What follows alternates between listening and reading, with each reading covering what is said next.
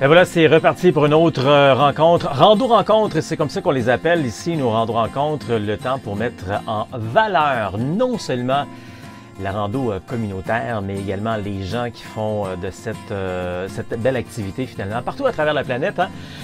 On a des gens d'un peu partout qui vont nous parler de leur expérience. C'est bien ce qu'on aime et c'est ce qu'on va avoir encore une fois aujourd'hui avec notre rando-rencontre. Bienvenue, je suis Pascal Auger, journaliste, conférencier, formateur et secouriste certifié pour Québec-Compostelle qui est informé, inspiré, préparé pour marcher au Québec ou encore Compostelle et instigateur, coordonnateur du Chemin du Québec, 1200 km de rando communautaire entre Montréal et le bout du monde. Le bout du monde étant le phare de Cap-Gaspé, dans le parc Forillon. Donc 1200 km de bonheur sur l'unique chemin de rando communautaire en Amérique. Et moi, j'aime ça aider les gens qui sont en réflexion et qui sentent le besoin de prendre une pause de leur quotidien pour mettre plus de sens, plus de liberté, plus de bonheur dans notre vie. Puis prendre une pause, il y a plein de bonnes raisons. Il y a plein de... C'est toujours d'ailleurs une bonne raison. Hein? Peu importe ce que l'on vit dans notre vie, des fois, c'est pour des raisons fantastiques. Des fois, c'est parce qu'on arrive à la retraite, donc on fait la transition. Des fois, c'est parce qu'on vient de terminer notre bac, les études, avant de rentrer sur le marché du travail. Des fois, c'est qu'on est dans le milieu de notre vie, de notre carrière, puis on change de travail. Encore peut-être qu'on vient On vient de retrouver la santé après des années, des mois difficiles. Il y a plein de bonnes raisons de prendre une pause pour se faire du bien et puis de se mettre dans le bonheur finalement. Puis c'est la même chose aussi des fois, il arrive, hein, vous le savez tous, il nous arrive à un moment donné dans notre vie des moments où on a plus besoin de démêler des choses, hein? Prendre un recul et puis prendre du temps pour relaxer, se ressourcer, puis réfléchir à prendre des décisions, dans quelle direction je veux m'en aller, etc. Alors, la rando communautaire, c'est vraiment ça, la marche au départ, c'est ça que ça permet de faire. Et c'est ce qu'on fait, nous, à toutes les fois qu'on est ensemble ici avec les différents invités que l'on a. On parle essentiellement de la rando communautaire étant un terme plus québécois, plus moderne pour parler de pèlerinage, parce qu'au Québec, généralement, quand on dit le mot pèlerinage, on a une certaine connotation plus religieuse, puis ça dérange. Ça fait peur un peu les gens, bien que, ça c'est toujours drôle, hein, tout dépendant quel côté de l'Atlantique qu'on est. Quand on est en Europe, les marcheurs, les pèlerins aiment bien s'appeler pèlerins parce qu'on le sait quand on a goûté, quand on a vu Compostelle, que c'est autre chose finalement. Hein? Le pèlerinage, c'est un marcheur, c'est un chemin, c'est de l'introspection. Puis c'est un lieu sacré où on se rend. Puis le lieu sacré, ça peut être le lieu que l'on veut, notre destination finalement. Alors c'est ce qu'on va parler comme d'habitude à travers nos rencontres, un peu de tout ça. J'aime bien vous parler régulièrement aussi du chemin du Québec. Et puis, on est là pour répondre à vos questions, que ce soit directement via notre rando-rencontre aujourd'hui ou en tout temps. C'est possible aussi de nous rejoindre pour répondre à vos questions. N'oubliez pas que pour répondre à vos questions, déjà en tout temps, 24 heures par jour, ça se peut avec nos deux magnifiques groupes. Premièrement, le groupe Marcher égale santé égale bonheur, où on parle de tout sur la marche, mais surtout pour les gens qui se préparent pour marcher au Québec ou encore Compostelle. Et si vous voulez avoir des réponses, des questions plus précises concernant le chemin du Québec, bien, on a juste à aller faire un tour sur le groupe Facebook Chemin du Québec. Si vous avez des questions plus précises également, vous allez faire un tour sur québeccompostelle.com. Vous allez sur l'onglet Contact et là, il y a un bouton. Vous pouvez nous écrire à l'équipe et puis on va vous répondre également. Si vous êtes dans les programmes de préparation, là, les programmes de réussite passionnés, la totale, n'oubliez pas que sous chacune des capsules, il y a possibilité de poser vos questions là, puis on va vous répondre. Et n'oubliez pas aussi que si vous êtes dans les programmes de préparation, une fois par mois, on a un coaching en direct, donc c'est possible de venir poser vos questions, de démêler des choses, etc. Donc c'est un mercredi, surveillez vos courriels pour en savoir davantage là-dessus, donc pour les coachings en direct. Avec tout ça, passons à notre invité du jour. On est là pour parler d'une aventure qui s'est faite sur le Camino del Norte récemment avec ces deux magnifiques dames qui sont marcheuses, pèlerines, randonneuses, Janine et Mathilde. Bienvenue mesdames! Merci beaucoup! Vous arrivez à peine de votre aventure qui s'est fait il y a quelques jours à peine vers Compostelle. Vous n'êtes pas rendu encore à Compostelle, ce sera peut-être Non. dans une autre aventure.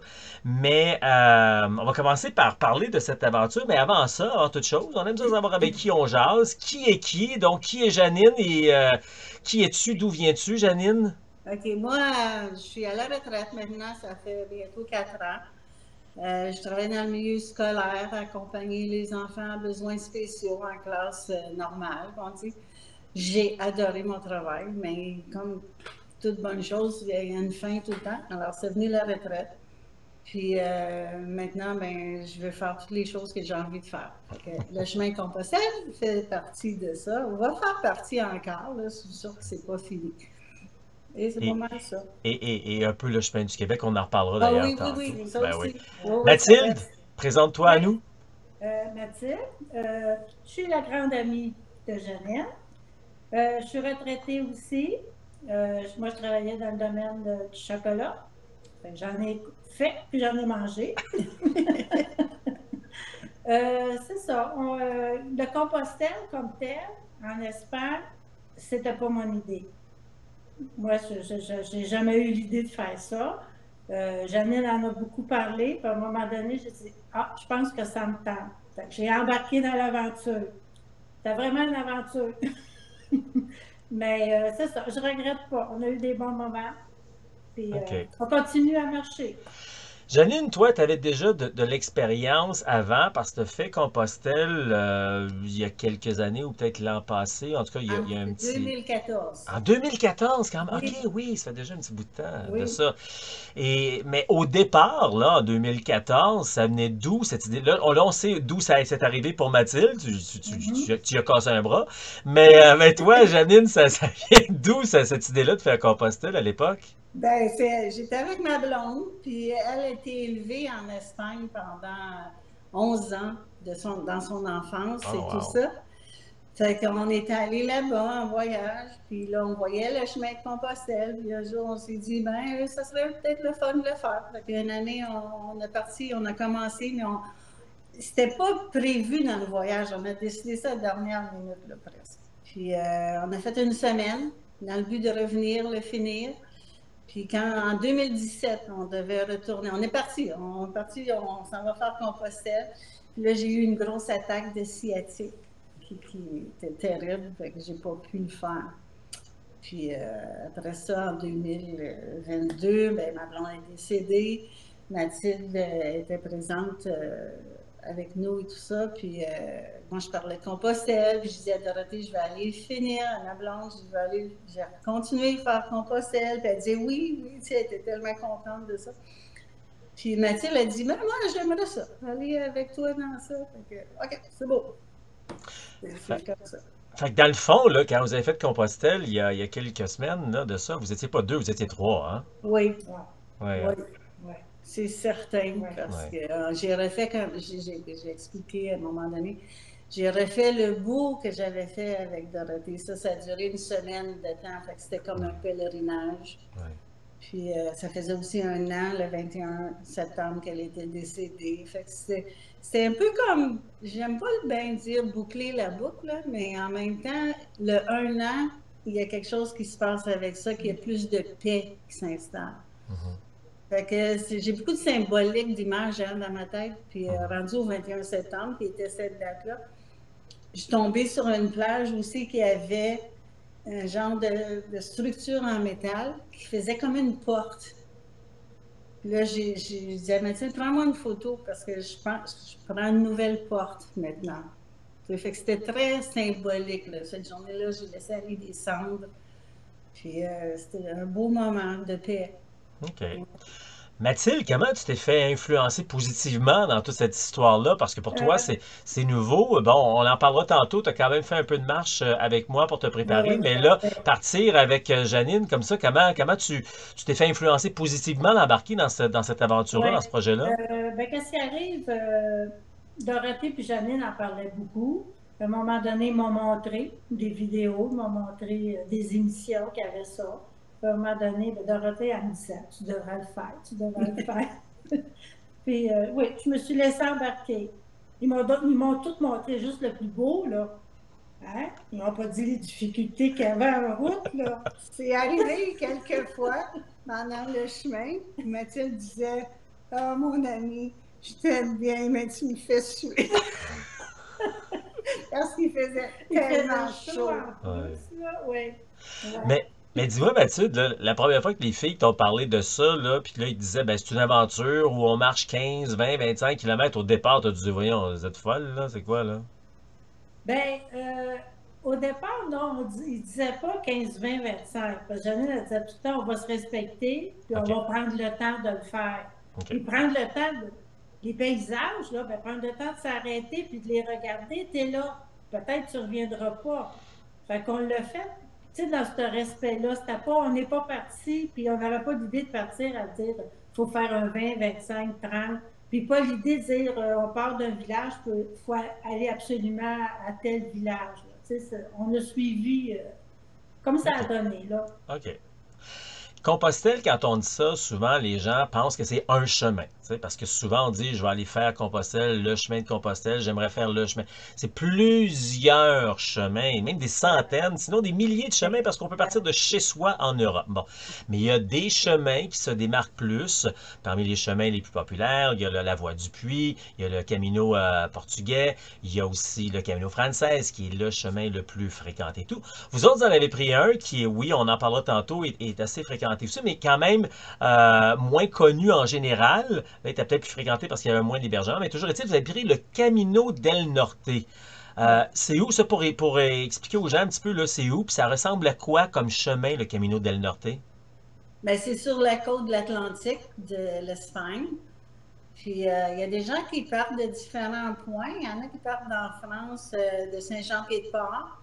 Il y en a qui partent de Biarritz, Bayonne, qui est encore en France. Mais moi, je le savais qu'il y avait quand même un point commun à Irun qui commençait là. Fait qu'on est arrivé à Bordeaux en avion, on a pris le train, on a descendu jusqu'à Irun. C'est de là qu'on a commencé. Puis c'est toujours de suivre la côte. Hein? Oui, c'est ça. Je voudrais peut-être parler de l'asphalte. Je ne sais pas si c'est le bon moment. Ben certainement. Libre à toi, vas-y. C'est très beau, la côte. Tu sais, c'est comme les plages, les falaises, l'océan. C'est tellement nourrissant pour les yeux. Ça te fait oublier toute ta fatigue. Les villages d'en haut oui, aussi. Les villages et les villes d'en haut, c'est oui. Ça aussi. Là, mais il y a des bons bouts, puis il y a des gens qui nous le disaient sur le chemin, mais je n'étais pas convaincue. Il y a des bons bouts qu'on doit faire sur l'asphalte, sur les routes. Puis on a fait des montagnes jusqu'à 700, 800 mètres. C'est une chose. C'est comme ça travaille le souffle et tout ça. Mais à comparer, marcher même droit sur l'asphalte, là, oh mon Dieu, ça c'est dur, c'est fatigant, ça donne mal aux jambes, aux pieds. J'aime beaucoup mieux monter dans la montagne. C'est pas la première fois qu'on me parle de ce défi-là, on va dire, avec le Camino del Norte. Juste pour repréciser aux gens, là, on parle de l'Atlantique, mais on parle du nord vraiment de l'Espagne, là, où on est situé. Le Camino del Norte est reconnu pour être un petit peu plus montagneux également. Tu n'as pas fait les autres chemins, fait que tu peux pas vraiment le comparer. Effectivement, on m'a souvent parlé de l'asphalte dans ce coin-là. Bon, tout de suite, là, on va dire, vous avez vu une belle aventure, vous êtes contente de ce que vous avez vécu, mais il y a des points qui vous ont un petit peu achalé, comme l'asphalte. Oui. Bon, il y a peut-être la chaleur, mais ça, on n'y peut rien, Mathilde, hein? Elle est là ou elle n'est pas là. Puis aussi, puis ça, vous m'avez surpris parce que je pensais que c'était surtout un phénomène sur le Camino Frances. Beaucoup de monde sur le Camino del Norte, à un tel point où c'était difficile d'avoir des hébergements. Oui, puis on a rencontré des gens qui ont bifurqué, qui étaient sur le chemin français, qui avaient trop de monde, puis ils se sont dit, on va changer de chemin pour que ce soit un peu moins occupé. Et ils ont resté surpris parce qu'il y avait autant de monde sur le chemin du Nord. Donc, ça vous a causé un peu des problèmes dans le sens que, Mathilde, tu peux peut-être nous en parler, il fallait que soit que vous partiez tôt le matin ou vous dépêchiez ou encore vous arriviez dans un village où il n'y avait plus rien à dormir. Oui, exactement. Exactement. Puis même sur l'application, À un moment donné, il y avait un gîte. Sur Buen Camino. Ouais. Puis déjà, où est-ce qu'on avait réservé, qu'on est arrivé à l'auberge, il n'y avait rien, là, c'était fermé, puis ça avait comme l'air abandonné. Fait que là, on n'attend pas, il faut se trouver une autre place. On a fait du aller-retour, on a marché, on a passé, on a dit on ne peut pas se rendre à 10 km plus loin, on est trop fatigué. Finalement, on a fait 10 km en tournant en rond. Fait que, tu vois. Puis sur l'application, il y avait un gîte. On s'est rendu au gîte, mais il n'y avait pas de gîte. C'était une église. Bien, c'était ça, le gîte, l'église. Oui, mais c'était fermé. Là. Il y a eu plusieurs comme ça sur l'application Buen Camino, des gîtes qui existent plus. Oui. Ils doivent faire le ménage. Moi, je le dis, puis là, tout de suite, je veux vraiment le préciser. Je dis aux gens, c'est vrai que certains chemins de Compostelle sont de plus en plus populaires. Habituellement, c'est surtout le Camino Frances. Et il y a des trucs à avoir pour éviter ça. De un, il n'y a pas y aller pendant la saison forte. Y aller peut-être dans les saisons plus tranquilles. Puis éviter peut-être ces chemins-là. Parce que comme j'ai dit tantôt, il y en a plein de différents chemins. L'objectif, si la destination de se rendre à Compostelle, mais on n'est pas obligé de prendre tous le même chemin. Il y en a plein d'autres. Et c'est pour ça que moi, je parle souvent des chemins portugais, le Camino Invierno, le Primitivo et d'autres chemins. Donc ça, juste pour dire aux gens, là, c'est une façon d'éviter ce genre de situation-là. Donc, tu as raison. Ouais, hein? Oui. Donc, vous autres, sur le Camino del Norte, qui est d'une longueur de combien habituellement quand on part, mettons, là, de Bayonne ou de Irún, on a comme une longueur approximative, 800 km? 900, je dirais 900. Okay. Donc là, vous en avez fait à peu près le tiers. Oui. Vous avez aimé votre expérience, puis là, on n'a pas jasé de ça tantôt, mais est-ce que vous souhaitez, j'imagine tous les deux, je sais que Janine, c'est ton cas, Mathilde, j'imagine aussi, souhaitez vous rendre à Santiago un jour. Est-ce que votre prochain, vous allez repartir de là ou vous restez un petit peu en arrière-goût, vous allez trouver un autre chemin plus tranquille, différent? Comment vous voyez ça? Ce serait probablement de partir d'où on est arrêté. Okay. On voudrait continuer. Puis côté des auberges, là, c'est sûr que nous, à deux, on partage les frais à deux. Hein, c'est plus, il y a des fois le prix de l'auberge, puis le prix d'un hôtel, séparé en deux, ça revenait pratiquement à la même chose. Puis là, on se trouvait dans une chambre privée, salle de bain privée. Donc, on a dit, on a terminé notre séjour plus souvent en hôtel. Ça, c'était la beauté d'être deux. Ouais. Ceux qui étaient seuls, là, puis qui des fois, ils étaient pris pour aller à l'hôtel aussi, mais ça devenait plus cher. Tu vois, nous, on a fait une moyenne là, de nos 30 jours, parce qu'on était là-bas 30 jours, avec se nourrir, les hôtels, les auberges, tout, là, ça nous vient à 37 € par jour, chacun. C'est merveilleux, là. C'est à peu près ce que je dis souvent, c'est mes prix qui m'avaient déjà coûté. Moi, j'étais seul, des fois, là. Ça me valait à peu près ça à 50 $ parce que j'avais peut-être plus des albergues, des auberges, là. Fait que c'est ça, hein. Compostelle, en Espagne ou au Portugal, ça coûte environ là, une cinquantaine de dollars canadiens par jour. Fait que c'est quand même très, très abordable. Puis moi, j'aime bien votre optimisme, puis votre, tu sais, leur virer ça, parce que justement, on ne veut pas tomber dans le négatif et tout. Ah, il y a trop de monde. Non, vous trouvez une solution. Tu sais, vous avez trouvé une solution, là, vous étiez deux, puis... Je vais dire quelque chose, la constatation que j'ai faite sur ça. Dans le fond, le chemin, c'est vraiment la vie en accéléré. Pas qu'on marche vite, en accéléré dans le sens qu'il peut se passer toutes sortes de situations, mais il faut décider là, pas demain, aujourd'hui. Puis dans le meilleur esprit, l'état d'esprit possible. Fait qu'il vient toujours une solution. Puis les gens autour de nous aussi, on les voit, on les voyait aller, eux aussi avaient leur solution, chacun c'est différent, mais c'est de ne pas rester pris dans cet espace d'indécision. Tu sais que des fois, on se retrouve dans la vie, puis c'est là que c'est pénible. Puis là, c'est comme, tout se décide, tout se fait, puis à la fin de la journée, on a tout oublié, puis on avance. On a beaucoup ri. Et voilà, exactement. Bravo, c'est vraiment ça, une grande leçon. Tu voulais aussi, Janine, tu m'avais mentionné quand tu étais là-bas, tu dis, Pascal, il faut que je parle de préparation. Oui, sac à dos. Tout ce que tu enseignes à mettre dans le sac à dos, c'est comme parfait. faut pas ajouter rien de plus que qu'est-ce que tu dis, là, parce que le poids, il est là quand même avec l'eau, avec la nourriture. Plus que ça, là, je pourrais pas. Non. Puis tu disais également que le fait que tu t'es préparé, On pratiqué marche. sur le chemin du Québec, parce qu'il y a quelques mois aussi, on a marché ensemble, là, Au mois de les mai, trois, ben, avec d'autres également, là, sur le chemin du Québec, là. c'est Mais je pense important. que Mathilde n'était pas là pour la semaine, mais était là pour la Non, formation, elle, hein, c'est ouais, ça? Oui. Ok, oui. Ou moi, je l'inverse, là, je m'étais sais plus trop, blessée là, au mais. pied le dimanche. Comment? Quand on a fait, le samedi, on a fait la préparation Oui, théorique. Le oui. dimanche, on avait marché. Puis moi, je m'étais blessée au pied. Ok. Je n'avais pas pu aller la semaine d'après. Oui, c'est Mais vrai. j'ai appris. J'ai acheté des chaussures plus grandes et j'ai mis des Hypafix. J'ai eu aucune ampoule dans tout le mois. Rien, ni une ni l'autre. C'est ça. Bravo. Ouais, ça a servi. Mais c'est ça, en parlant de la préparation, Ouais. c'est ça aussi Ouais, qu'on a ça appris servi. avec toi. Puis de pratiquer, tu le dis, tu le répètes toujours, Ouais. marcher, marcher à chaque jour, marcher.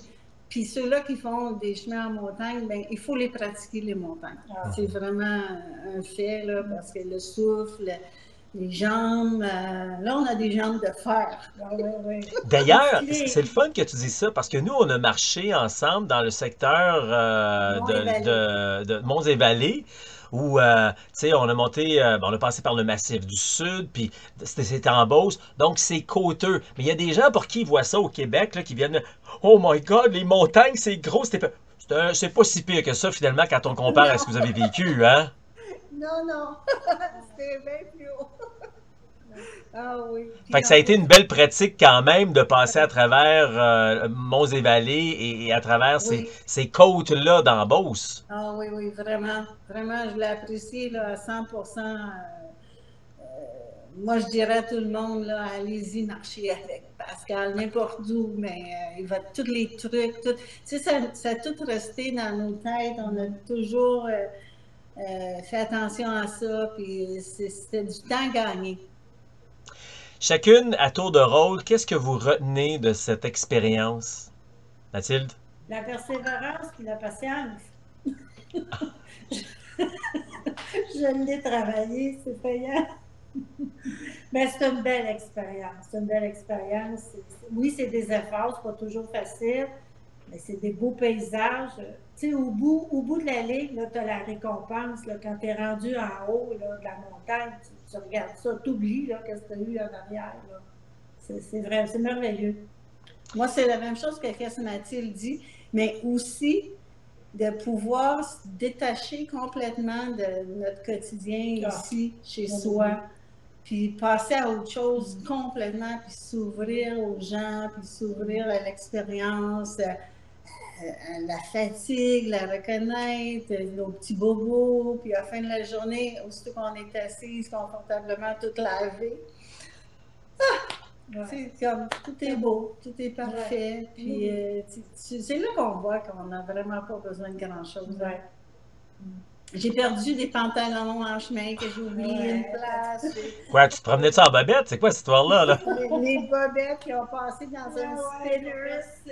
qui ont passé par-dessus, ils sont allés au fond, ça a déchiré mes bas, mes bobettes. Bon, ça commence à être un peu trop personnel, là, cette histoire-là. Là. Hey, mesdames, en terminant, y a-t-il quelque chose que je vous ai pas demandé que vous auriez aimé mentionner, que j'ai oublié? Ah oui, il y a un petit truc, là, ça, ici. Oui, c'est vrai, c'est vrai. Ah oui, parle-nous de ça. Ça s'appelle Pee-Pad. Fait que, pad pipi, là, je dirais en français. J'avais vu sur le site de Facebook de Camino del Norte une femme qui parlait de ça parce qu'elle disait que sur le chemin, c'était plein de papier de toilette qui traînait ici, là.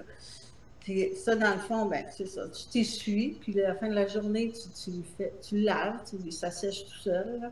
Puis c'est vrai, je l'ai vu, on l'a vu, le papier de toilette, c'est vrai qu'il y en a beaucoup. Hein. Fait que ça sauve au moins ça. C'est sûr qu'on peut en avoir besoin pour autre chose, mais ça n'arrive pas aussi souvent. Non.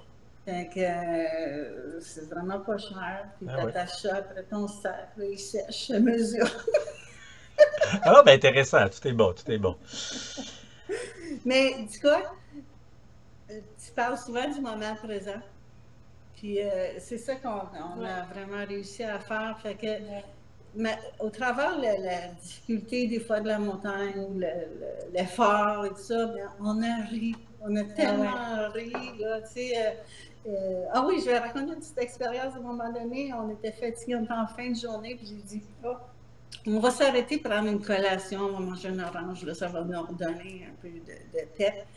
Fait qu'on sort nos petits coussins pour s'asseoir, puis ça glissait, puis notre sac était lourd en fin de journée, puis on se replace, puis on s'assoit ailleurs, puis on se replace. On mange notre orange, puis là, plus capable de me relever. Plus de force, là, tu sais. Je voulais pas l'enlever, mon sac à dos. J'essayais avec mes bâtons de me relever, puis ça voulait pas. Puis il y a un monsieur qui s'en venait, puis je tends la main, puis je dis, peux m'aider à me relever? Puis il me regarde. Puis il continue son chemin. J'ai jamais voulu m'aider. Fait que là, je suis juste partie à rire. C'était trop drôle. Puis il y avait d'autres hommes qui s'en venaient plus loin. T'sais. Là, entre-temps, je me suis mis à genoux, puis j'ai réussi à me lever. Puis là, les hommes arrivent, puis ils disent, est-ce que tu es correct? As-tu besoin d'aide? Je dis, non, ça va aller. Juste, lui, il n'a pas voulu m'aider. Là, ils ont dit, je ne comprends pas, tu sais. Puis, ils étaient tous gentils. Il y avait 6 hommes, là, après, qui suivaient. Puis après, ils ont continué. Puis je disais à Mathieu, tu vois-tu ça? Même ça, ça te montre la vie, tu sais. Pour un homme qui est un peu bizarre, mais il y en avait 6 bons. Après. Puis on s'est retrouvés à l'auberge avec ces gars-là le soir. Des gentils hommes, là, tu sais, on a mangé ensemble, jasé, c'est ça. Tu vois la vie, là. Ouais, génial. Ben écoutez, mesdames, bravo pour votre aventure, puis je vous en souhaite plein d'autres avec moi ou à Compostelle par vous-même. Oui, puis, ben, merci Mathilde et Janine de votre présence. Merci à toi. Encore une fois, j'espère que ces dernières minutes vous ont été très enrichissantes pour apprendre plein de choses sur la randonnée, la marche, le pèlerinage un peu partout à travers le monde. Merci à nos précieux invités qui viennent nous donner du temps pour nous parler de cette belle passion, de cette belle découverte qui souvent a transformé, changé, peut-être même sauvé leur vie dans certains cas. Alors, merci à ces invités. Si ça vous tente de faire des activités avec nous à Québec-Compostelle, vous allez faire un tour voir le calendrier de toutes les activités qu'on fait. Tout est affiché là, 12 mois d'avance d'ailleurs. Alors, vous allez faire un tour sur québeccompostelle.com ou cliquez sur « Autres », menu déroulant, et vous allez voir le calendrier. Dans le calendrier, tout ce qui est écrit en blanc, écrit en rouge, d'ailleurs, c'est gratuit. 60 à 75% du calendrier est gratuit, que ce soit des Facebook Live, des podcasts, des entrevues conférences qu'on offre. Également, souvent, c'est des listes de matériel, des listes de chemins, etc. Donc, et après ça, il y a plein d'autres activités aussi, comme nos randos séjours, nos week-ends préparation rando, des randos d'un jour qu'on appelle des randos initiation retrouvailles, etc. Donc, je vous invite à aller faire un tour, voir le tout sur québeccompostelle.com. Vous descendez donc dans le menu Autres et c'est là qu'on va retrouver les détails concernant le calendrier. C'est également là qu'on peut retrouver aussi les indispensables de la rando. Fini la perte de temps, se retrouver devant des murs dans un magasin et pas savoir quoi choisir et souvent rentrer dans un magasin qui a trop de choix et pas assez de conseils finalement, parce que quand on rentre dans un magasin, souvent, quand on parle rando, on nous équipe pour aller faire de la rando autonomie avec un gros sac, avec toutes sortes de matériel qu'on n'a pas besoin. Donc, les indispensables de la rando, vous allez recevoir la liste complète, ou je dirais petite liste même de ce qu'on a besoin en rando communautaire. Et puis, vous allez pouvoir aussi magasiner sur place. Il y a seulement 2 choses qu'on ne magasine pas en ligne, c'est-à-dire un sac à dos puis des souliers. Tout le reste est disponible sur les indispensables de la rando au meilleur rapport qualité-prix.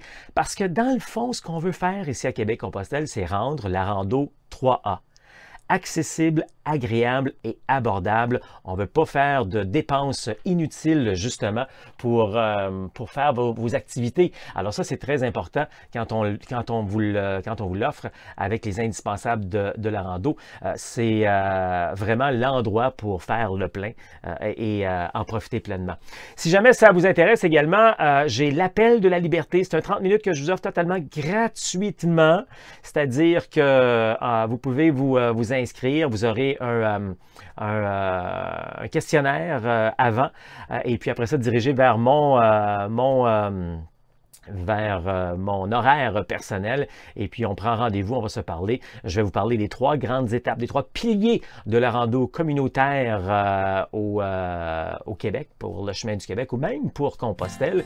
Et puis je vais vous donner des trucs. Si vous voulez les appliquer par vous-même par la suite, ben, allez-y. Si ça vous tente qu'on fasse un bout de chemin ensemble par la suite, ben, ça me fera un grand plaisir parce que c'est ce que j'aime faire finalement, aider les gens qui veulent réaliser ce rêve-là et qui manquent de confiance, manquent d'assurance, puis qui partent de zéro. Hein? Quand on est débutant, on part de zéro, on ne sait pas vers où partir. Finalement, c'est ce que j'aime bien faire. Donc, pour avoir plus de motivation et la bonne préparation pour bien vivre son aventure au Québec ou encore Compostelle de manière humaine, réussie, sécuritaire et sans blessure. Tu mérites une pause. Alors, réalise ton rêve de marcher au Québec ou encore Compostelle. Ça marche.